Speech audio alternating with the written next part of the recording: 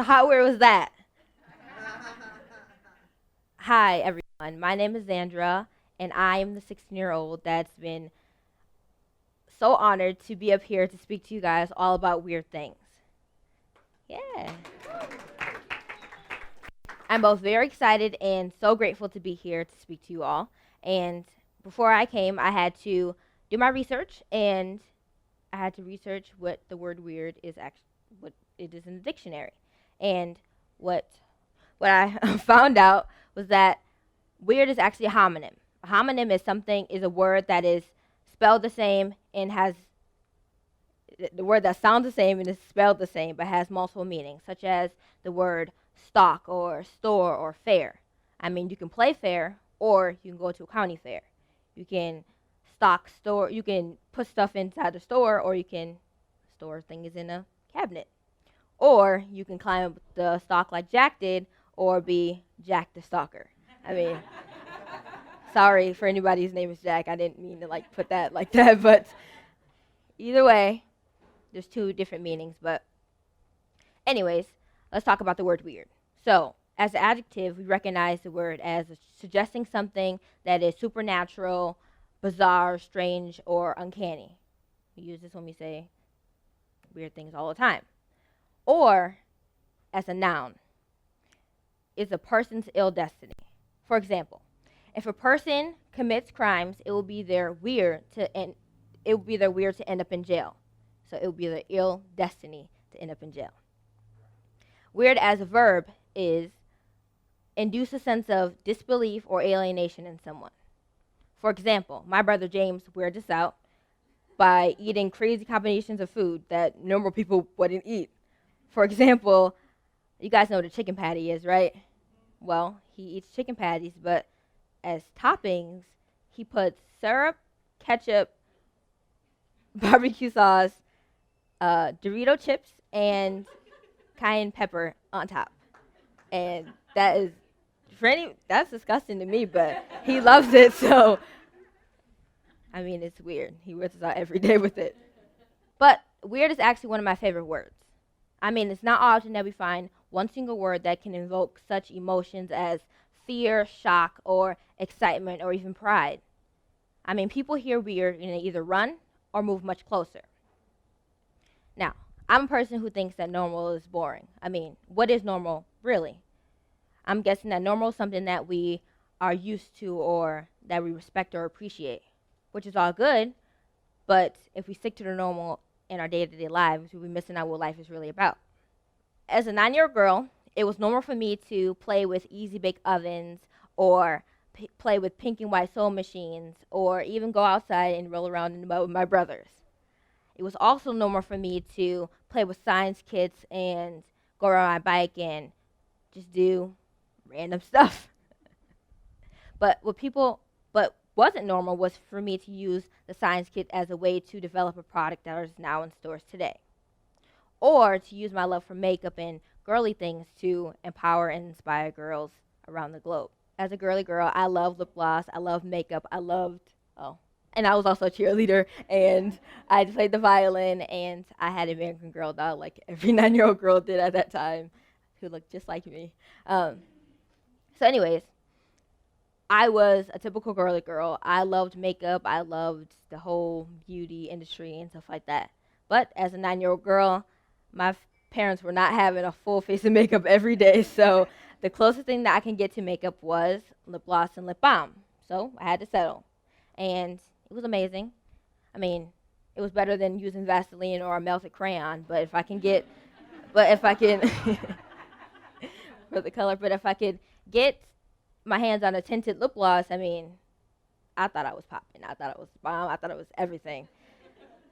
And I used it every day like it was my job, my mission, and my purpose to have shiny lips. Until that all came to an end.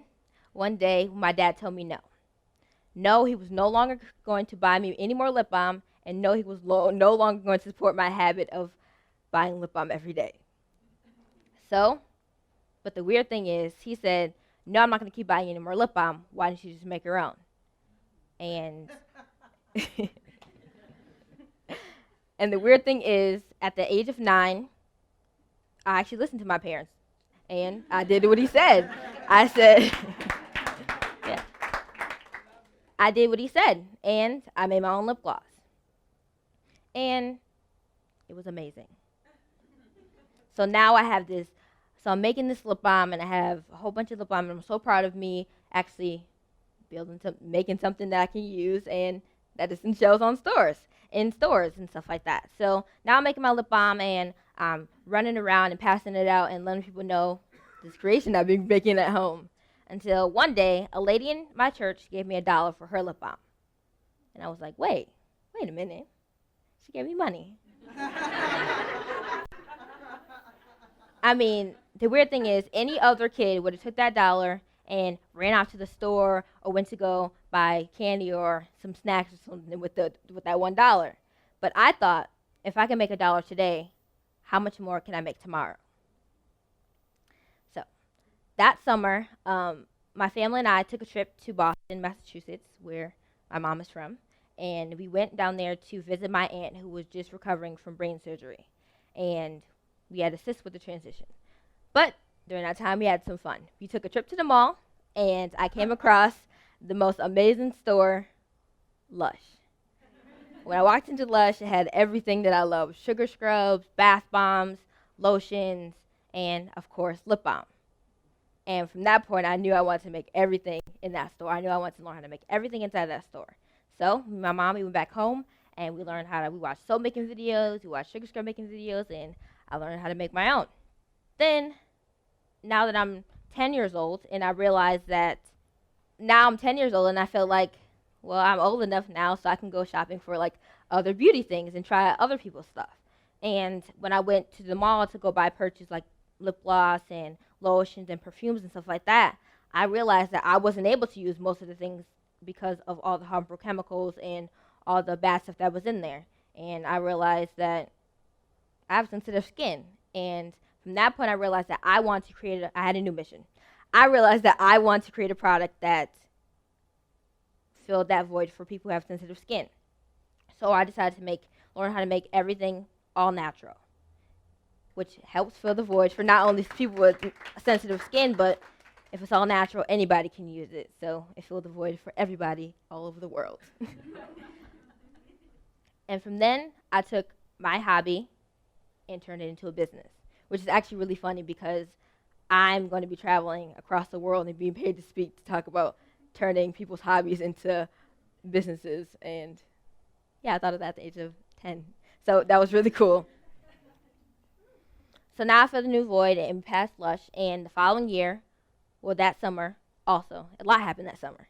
And my mom, she enrolled me to a kids business program called Kids Biz at Buffalo State College. And that's where we partnered with a farmer's market, and I sold my product. And so now I have a little voice popping up in Buffalo, New York, and my business at this point is called Azari's Innocence, and I'm making products and things like that. So in 2013, I got contacted by the Girl Rising campaign. And if those of you who don't know, the Girl Rising campaign is an international campaign that raises awareness about the injustice and inequalities that girls face around the world. Now, they asked if I would be the ambassador locally for the Day of the Girl campaign here, because there wasn't one. And I said, sure, why not? I would love to be the ambassador for the Day of the Girl campaign here in Buffalo, New York. But with that job came, you had to host a day on October 11th. You had to host an event celebrating the International Day of the Girl event. And at this time, October 11th happened to be 3 weeks away, and so me and my mom put together and we created a whole event in 3 weeks, which turned out great. We had a total of like 60 girls come with their moms, and it was like really intimate, and we just talked about the inequalities, and we actually watched the Girl Rising movie, which is really amazing if you guys haven't seen it. It talks about 9 girls and their stories in various different countries around the world, and actually Kerry Washington and Alicia Keys are like the voiceovers inside the movie. So it's a really good story in the movie if you guys haven't seen it. So anyways, so I'm now a Girl Rising ambassador, and I hosted my first event, and from that point, I decided that, okay, I have a profitable business. Now I'm making money, and now it's all natural for people who have sensitive skin, and it's all natural now. Now I felt like it was my time to have a new mission. And my new mission was to make my business a vehicle for change. So, 10% of each product is given back to girls' education. And each year, I host an event celebrating the International Day of the Girl. So, this upcoming year, I'm going to be hosting my 4th annual International Day of the Girl event here in Buffalo, New York. It's a free event for all girls to go to, basically celebrating them and letting them know that they have tons of different career opportunities and to step out of the ordinary and do things amazing. And I always thought, and my event is from start to finish ran by girls, ran by teenage girls. I think it's funny how adults plan things for kids or plan things for teens and events without really asking us how we think or how we feel. I mean, I love the spirit and that it's a thought that counts sometimes. I love the thought of like trying to help us, but I mean, it's true. You guys were teens once, but today you guys aren't. Yeah, you guys are not. So I feel like it was my job to get teens involved and make sure that it was a day for just teens to be run, and it's just how we really want it. So now we're in 2014, and 2014 was a huge year for me. And actually, for my 14th birthday, my parents threw me a sweet 14. Yeah, it was really nice. It was like a really over-the-top, extreme sweet 14. Usually it's a sweet 16, but I had a sweet 14 because I had a lot to celebrate that year. The first thing I had to celebrate was me getting to my first choice high school, Narden Academy. Yay! The second thing was being the youngest ever to graduate the University of Center of Entrepreneurial Leadership Program at the University of Buffalo. Yeah. It was also celebrating me finishing my rebrand from my company, so it was no longer Azra's Innocence, it was Zandra. And then, lastly, I'll also be graduating from the Foundry, a small incubator space for creative people to basically share their brand. And also, I was moving into my brand new production studio in the Pierce Arrow building on Great Arrow Street, which is amazing too. It's 1,300 square feet, and it's amazing. That's where all the magic happens and all the product is made.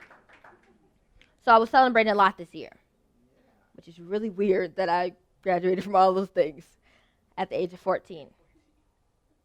But you guys have to understand that I'm not doing anything normal or anything mainstream. I mean, I still went to parties and movies, but even that had to be planned out. I mean, if it wasn't on a Google Calendar, it was not happening. Not at all. It was not happening. I mean, as teenagers, we like spontaneous things. We like to say, hey, we're all going to the movies in an hour. Can you go?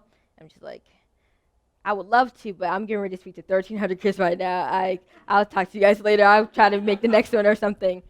So, I mean, that was a learning lesson for me and my friends. We had to plan things out as adults do. So that was kind of like a learning and mature chapter in our lives. So that was really cool. Now, high school was really weird for me. And it was really weird because walking down the hallways and seeing pictures of me in the magazine and newspapers and my name being plastered on every wall where you turn and you see a picture of me was really weird, especially during my freshman year, and I haven't ran for president or anything like that. I thought that was extremely weird, but it was cool at the same time. I mean, and I was only been there a month, and everybody knew who I was, which is like the school knew who I was, everybody knew who I was, which is really cool.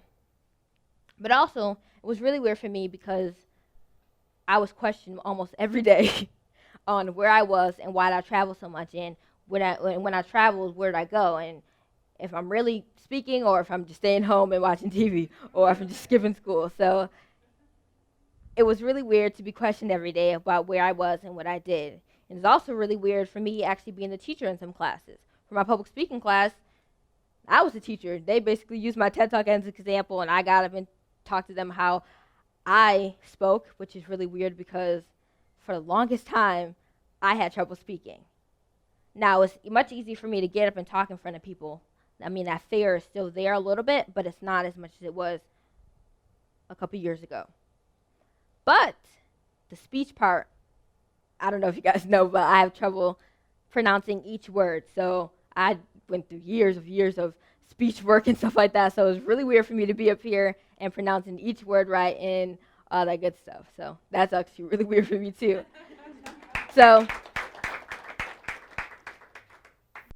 right. So also, what's also weird is that I'm going into my junior year, but I'm also transitioning into homeschooling because I travel the nation speaking with other amazing teens about business things, which is also really weird.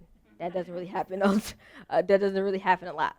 Now let's go back to my perspective on when people hear the word weird, they either run or they move closer. Now for me, it was no's and yeses. The yeses were when people took a chance on me. For example, the University of Buffalo's entrepreneur program. They thought it was weird that a 13-year-old girl was interviewing to be a part of their business class full of all adults.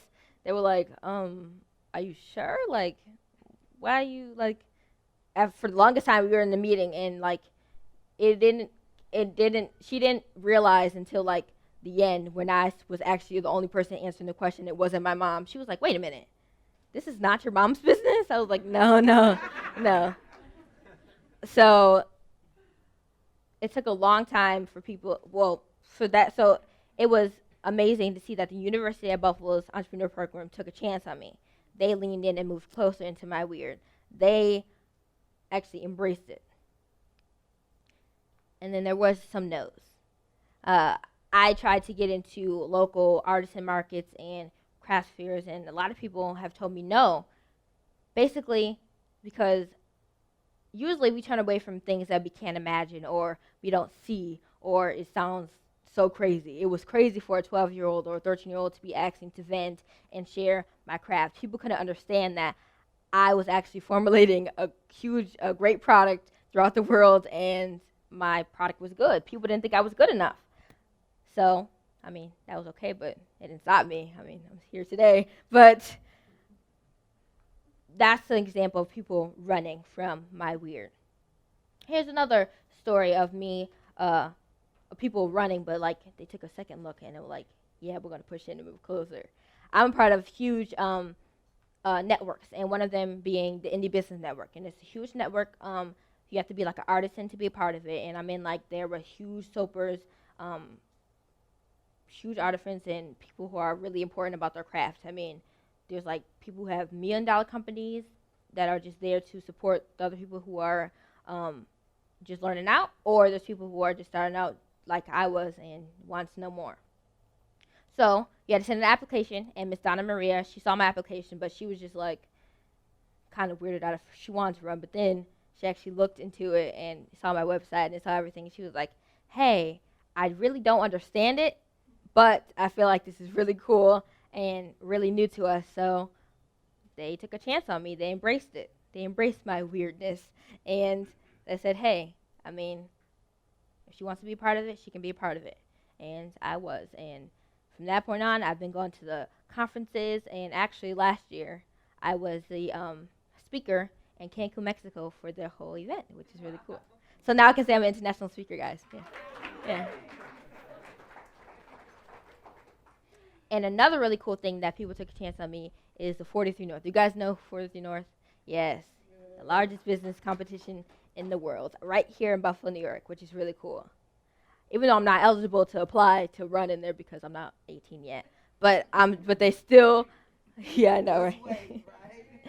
But they still embrace my weirdness. They still invite me to everything. They want to make sure that I'm front and center in front of all the contestants. They asked if I would bring like a group of Narden girls to basically show them a day of what Zandra's like. So, which is really cool. Like I go there from the start to finish, the launch of the 43 North competition, and then to the closing to celebrate all the winners, which is really cool. And another really cool thing was that Etsy wholesale, you guys know what Etsy is, right?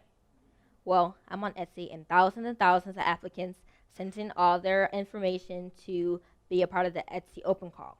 And they chose 36 people out of all those thousands and thousands of people, of thousands of applicants, and I was one of them, which is really cool. So I'll be going to, yeah.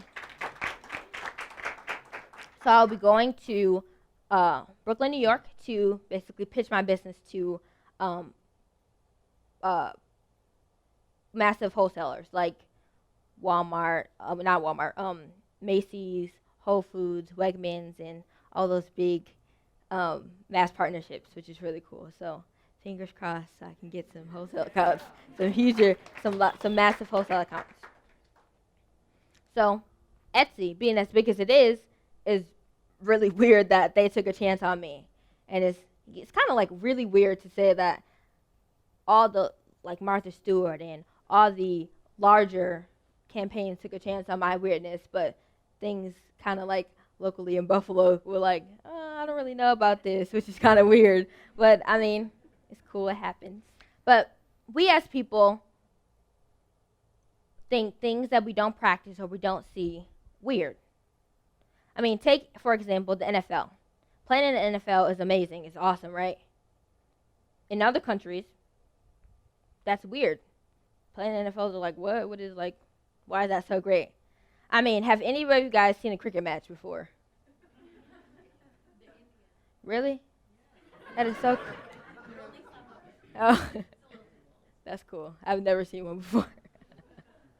But that is only the second most largest game behind soccer in the world. And we think it's weird, which is really crazy. I mean, if we actually pay attention to all things that are happening, we see weird things happening every day. I mean, how many of you have ever been denied access or denied to go places or just shied away from because people couldn't understand you or couldn't understand you're weird? I mean, it happens, but the important thing is that we learn from it and do our best to educate them, and if not, keep it moving. Today is a new day, people. Stop letting other people decide what your weird is or tell you to stop doing your craft or shy away or stick to the normal. Create your own normal or create their weird as your normal.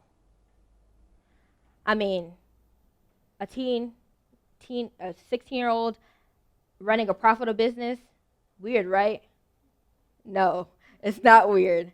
Not anymore. I'm standing in front of you guys as proof that weird things are happening every day around you. And it's really up to you whether you want to be a part of it or you want to run or if you want to lean in and move closer. Now. So that was weird. I mean, this is like the first thing that's ever happened to me. I'm done with my speech and nobody clapped. No, I'm kidding.